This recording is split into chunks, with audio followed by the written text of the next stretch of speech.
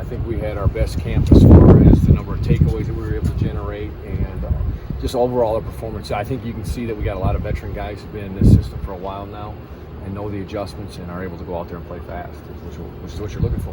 What I was going to lead to is, what's been your experience, how that translates into that first game? Do you often see that show up in the game then?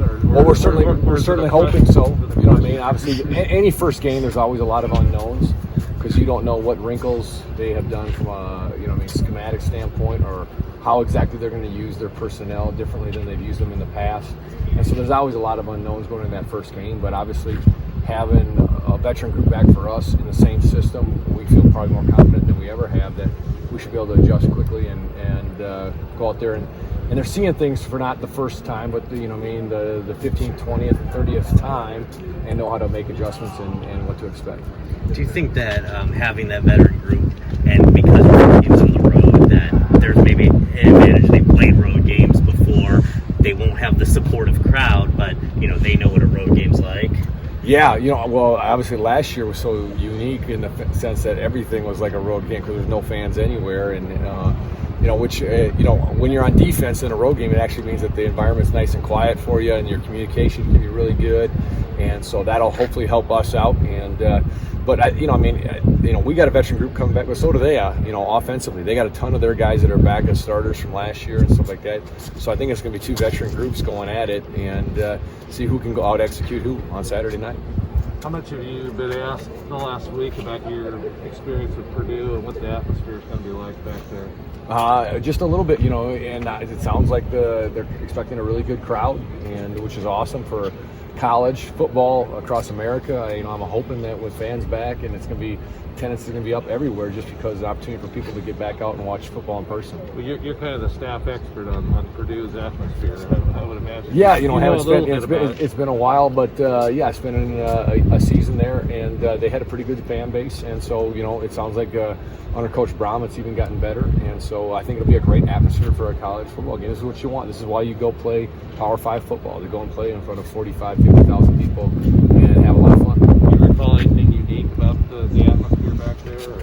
No. I mean, it's like I said, it's a good crowd and everything like that, and they're expecting close to a sellout. Great atmosphere. Talked a little bit about their offense. What have you seen from them on film?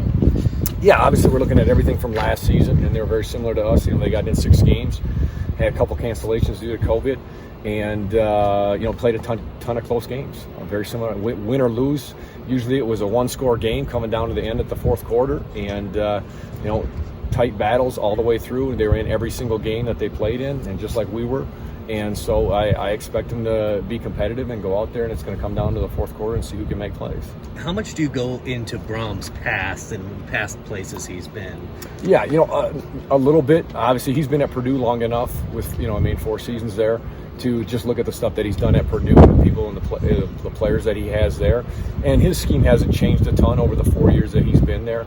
And he's got such a heavy hand in the offense that I don't expect a massive change. But every year, offense and defensive coaches, they adjust their schemes to things that they got to do better, or new wrinkles that they find, or trends that are happening across the country. And so there's going to be some things that they're going to do that they haven't shown on tape, and we just got to be able to hope our rules fit and apply and can get our guys in the right space.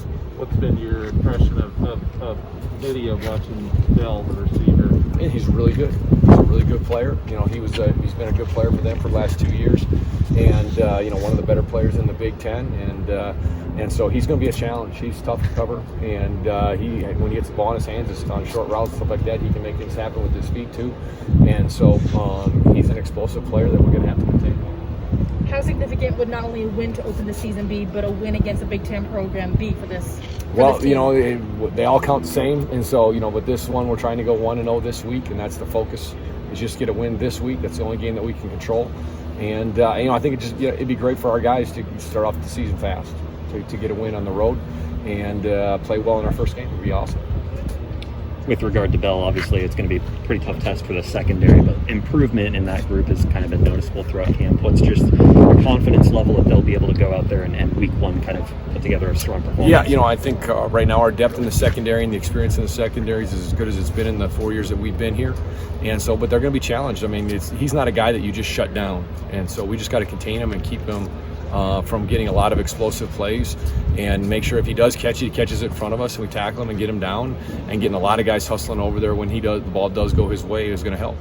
On a side note, NFL cut day yesterday. Hamilcar didn't make a team, but Isaiah Dunn did, and I feel like he was the guy who was overlooked maybe a little bit, maybe by people on the outside. What do you say about him and his ability to make the roster? Well, awesome for Isaiah. Actually, Coach Blue and I were just FaceTiming with him 2 days ago, and talking about the cuts coming up, and he felt good about his chances and the feedback that he'd been given, and so super excited for him and the opportunity for him, and hoping for him for the best for all season long.